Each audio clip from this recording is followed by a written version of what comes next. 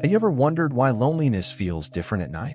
Why it doesn't just make you sad, it makes you uneasy. Almost like your mind is trying to tell you something you'd rather not hear.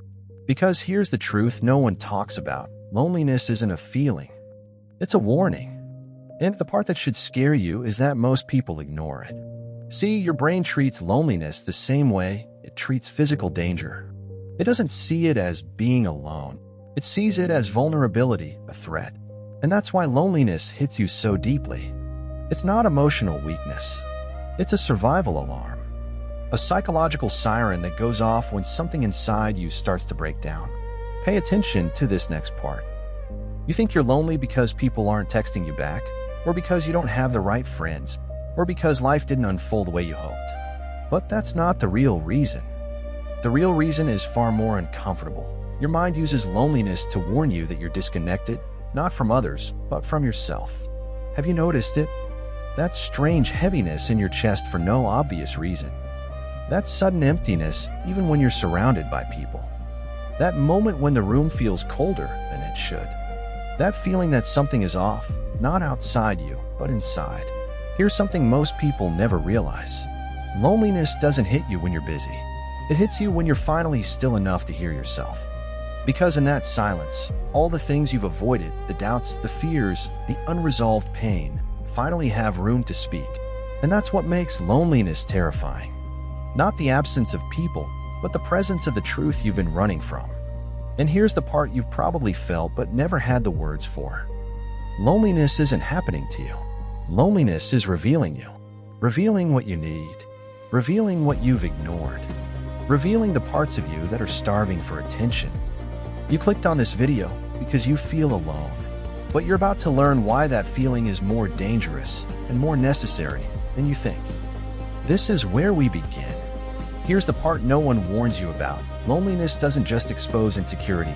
It unmasks the parts of yourself you've quietly abandoned. That's why it feels dangerous. Loneliness is your mind realizing you're not emotionally safe, not because others walked away, but because you've been drifting away from yourself for years. And here's where it gets darker.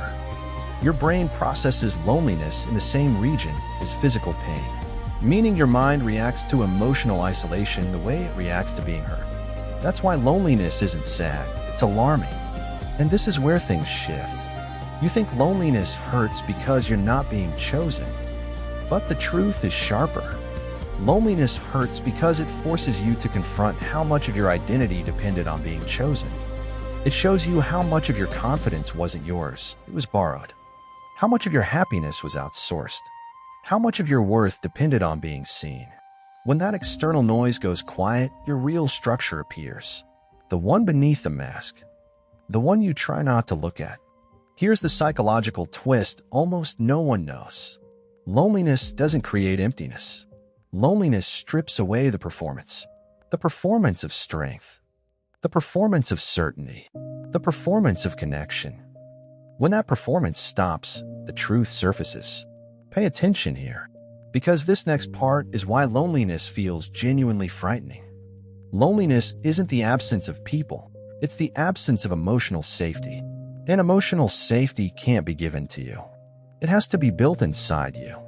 But if you've never learned how to feel safe in your own mind, being alone feels like being locked in a room with a version of yourself you don't trust.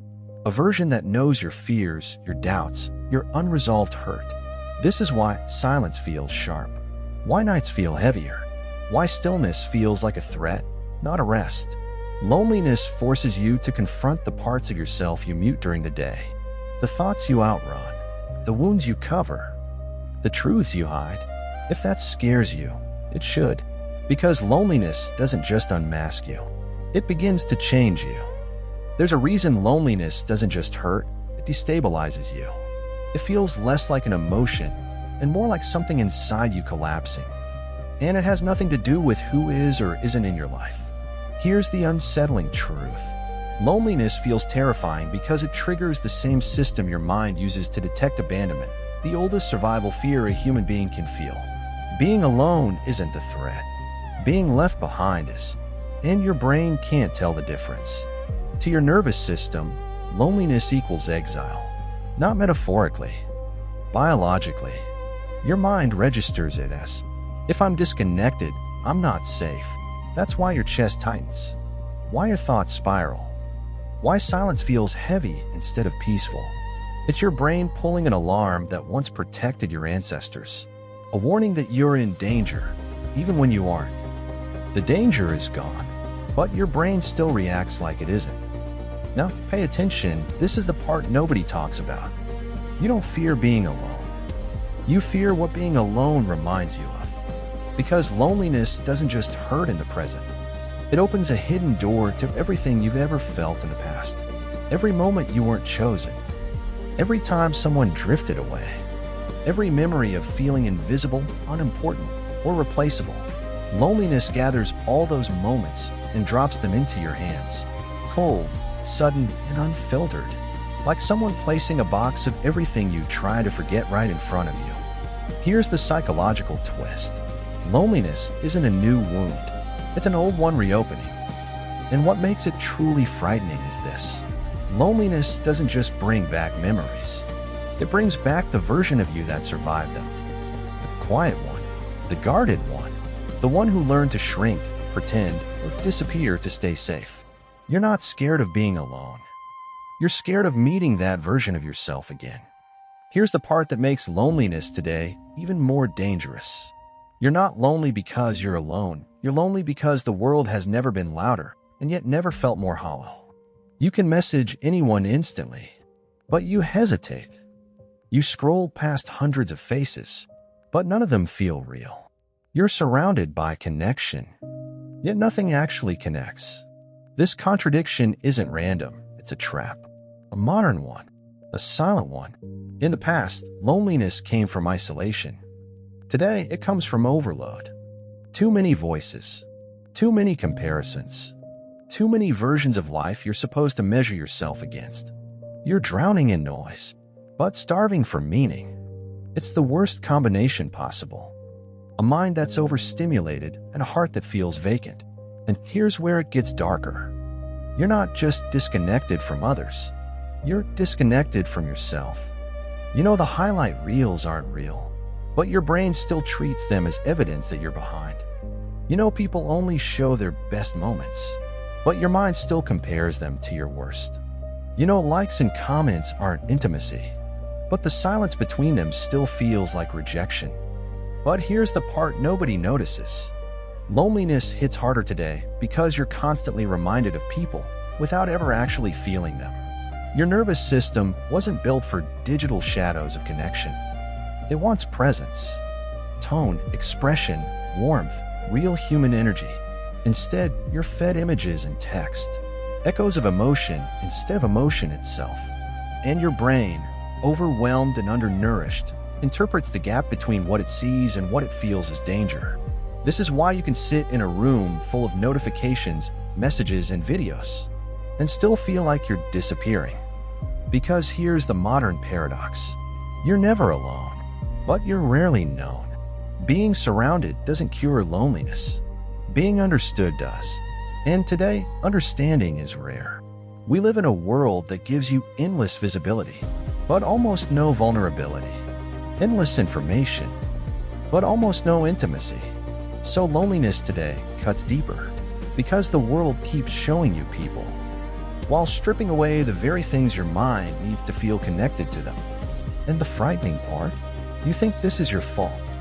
You blame yourself for feeling alone in a system engineered to keep you emotionally starved.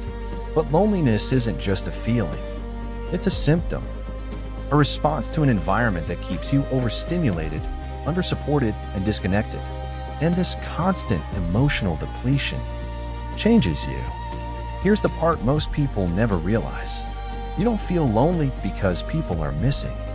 You feel lonely because you are.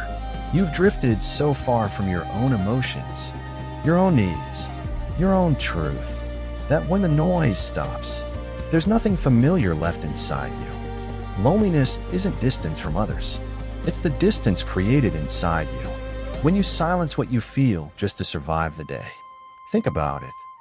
How many times have you swallowed your needs to keep the peace? How often have you played fine when you were anything but? How many parts of yourself have you buried? because they didn't fit the role you were expected to play.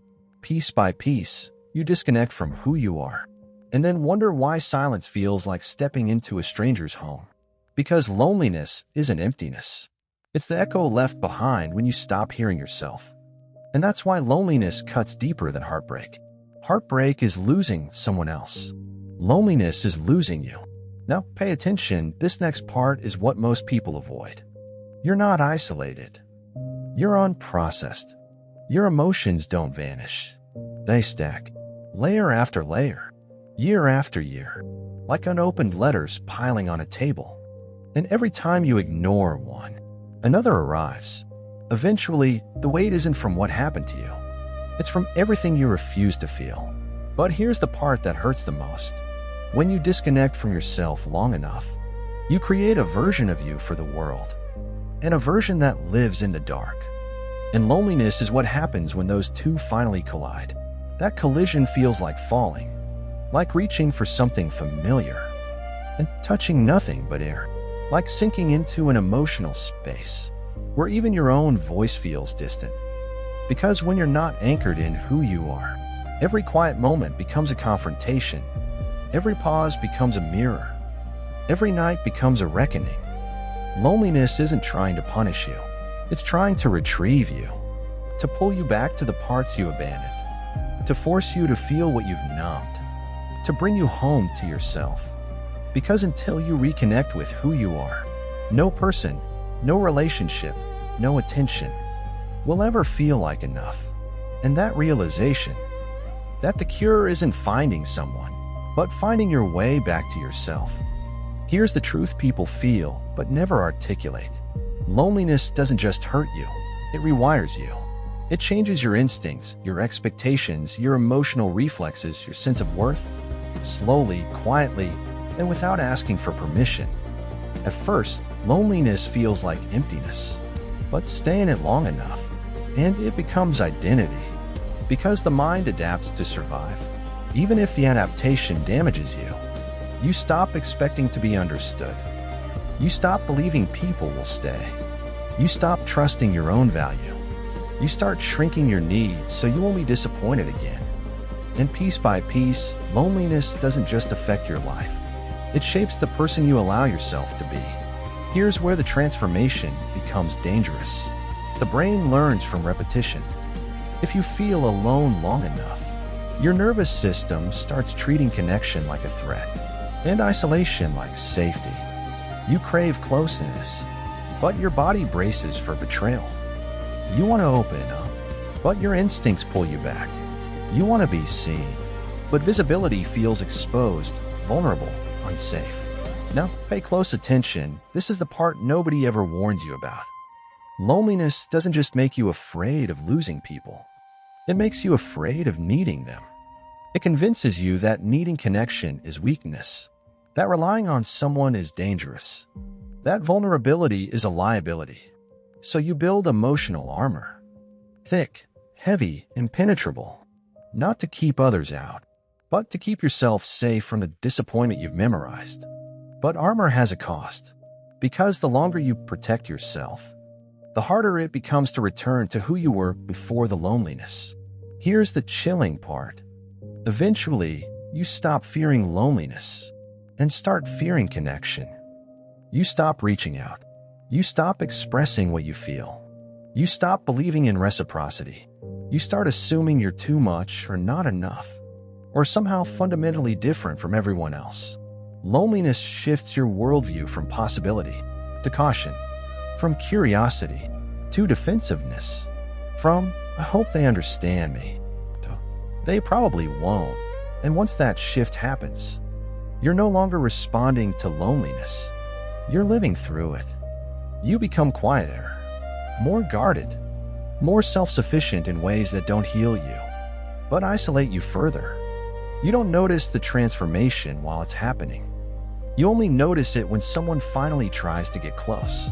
And you flinch, not because they're dangerous, but because intimacy feels unfamiliar. Loneliness didn't just break your heart. It rewired your instincts. And if you don't understand this transformation, you'll keep blaming yourself, For responses your mind created to protect you. This is why loneliness is more than a feeling. It's a shift, a psychological reprogramming. Here's the paradox no one expects. Loneliness shows up at the exact moment you're finally ready to grow. Not because you're broken, but because your old ways of living can't carry you forward anymore. We mistake loneliness for punishment, for emptiness, for failure. But loneliness is none of those things. Loneliness is pressure. Internal pressure asking you to stop abandoning yourself. Pay attention, this is where the fear becomes useful. Loneliness appears when the version of you that survived the past is no longer enough for the future you're meant to build. It pushes you to confront what you've ignored, to feel what you've numbed, to reclaim what you lost. Because until you face yourself, you can't genuinely connect with anyone else. Here's the twist. Loneliness isn't pulling you away from people. It's pulling you back to yourself. It forces you to examine your boundaries, your patterns, your desires, your wounds. It forces you to see the parts you protect too fiercely and the parts you neglect too easily. And only when you understand those parts can you build connections that actually last. Loneliness is not the enemy. Loneliness is the mirror, the map, the doorway. It shows you who you've been and who you can no longer keep pretending to be. And that shift, the shift from emotional survival to emotional clarity, is the beginning of healing. What loneliness reveals about you is the exact thing you need to reclaim. Here's the truth everyone avoids because it sounds uncomfortable. You cannot heal loneliness by escaping it. You heal loneliness by learning to stay with yourself. Most people run into relationships, into distractions, into busyness, into anything that keeps them from hearing their own mind. But healing starts the moment you stop running. When you sit with your emotions long enough for them to settle. When you sit with your fears long enough to see what they're protecting. When you sit with your past long enough to understand why it shaped you. And here's the surprising part. The moment you stop resisting yourself is the moment loneliness softens. Silence becomes less threatening. Stillness becomes grounding. Your thoughts become clearer. Your emotions become less chaotic. You become less afraid of your own inner world. Because for the first time, you're not meeting yourself as an intruder, but as someone returning home. Now, pay attention, this shift is subtle but powerful. The more time you spend with yourself, the more you realize that your loneliness was never emptiness. It was neglected fullness. There were feelings waiting to be heard, needs waiting to be honored, parts of yourself waiting to be integrated. Healing starts when you stop looking outward to be found and start looking inward to be understood. And that understanding unlocks something most people never experience: the transformative power of solitude. Once you learn to sit with yourself, something unexpected happens. Solitude stops feeling like a void and starts feeling like a forge. Silence becomes the space where your identity reshapes, where your intuition resurfaces, where the noise falls away long enough for truth to come through. Here's where the transformation becomes profound. In silence, you hear yourself clearly. You see your patterns honestly. You uncover desires you buried beneath fear. You reconnect to the instincts loneliness once distorted. But here's the part that changes everything. The version of you that rises from solitude is always stronger than the version created by loneliness. Loneliness fractures you. Solitude rebuilds you. Loneliness exposes the wound. Solitude teaches you how to heal it. Loneliness isolates. Solitude empowers. And once you transition from loneliness to solitude, your relationships change. Your boundaries change. Your self-worth changes. Your emotional resilience becomes unrecognizable. Because solitude isn't the absence of people. It's the presence of you. And that presence forms the compass that guides your life. Here's the breakthrough most people never reach. Loneliness doesn't appear randomly. It appears specifically, purposefully, as a signal toward what your life is lacking. Every time you feel lonely, your mind isn't saying, "You're empty." It's saying something important is missing. Loneliness points to the connection you crave, the meaning you've lost, the identity you've dimmed, the boundaries you've abandoned, the authenticity you've silenced. It shows you the exact areas of your life where something needs to be rebuilt, reclaimed, or released. Loneliness is not the enemy. It is the compass pointing toward the life you're meant to create. But a compass only matters if you know how to follow it. Once you realize loneliness is a signal, not a sentence, you can begin the work of reconnecting. Not to others. That comes later. To yourself. Here's where the rebuilding begins.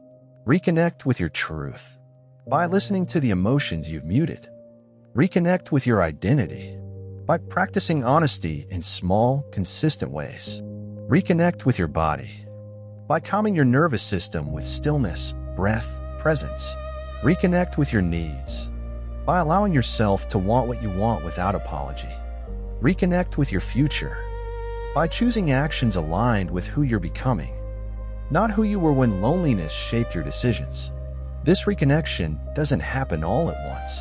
It happens in moments, tiny shifts, quiet choices, the slow return of trust in your own voice. And eventually, loneliness loses its grip because you're no longer searching for someone to fill you. You're building a life that reflects you. Here's the truth you were never told. Loneliness isn't proof that you're broken. It's proof that you're awakening. It means you've outgrown the identity that once kept you safe. It means your old coping mechanisms no longer fit. It means something inside you is ready for more. More truth, more connection, more self-respect, more alignment. Loneliness is transformation in disguise, a shedding, a reckoning, a return. You're not lost. You're rearranging, rebuilding, reclaiming, and the person you're becoming is someone who no longer fears their own mind because they finally understand it. Someone who doesn't beg for connection because they've become someone worth connecting with. Someone who doesn't fear the silence because silence is where they found themselves. You clicked this video because you felt alone. But now you know. You were never truly alone. You were on your way back to yourself. If this video felt like a mirror, if it showed you something you weren't ready to see but needed to, don't walk away from that. Subscribe. Stay close. There's more for you here. More truth. More clarity. More of the self you've been trying to find. I'll meet you in the next one. And until then, don't forget, you're coming back to yourself.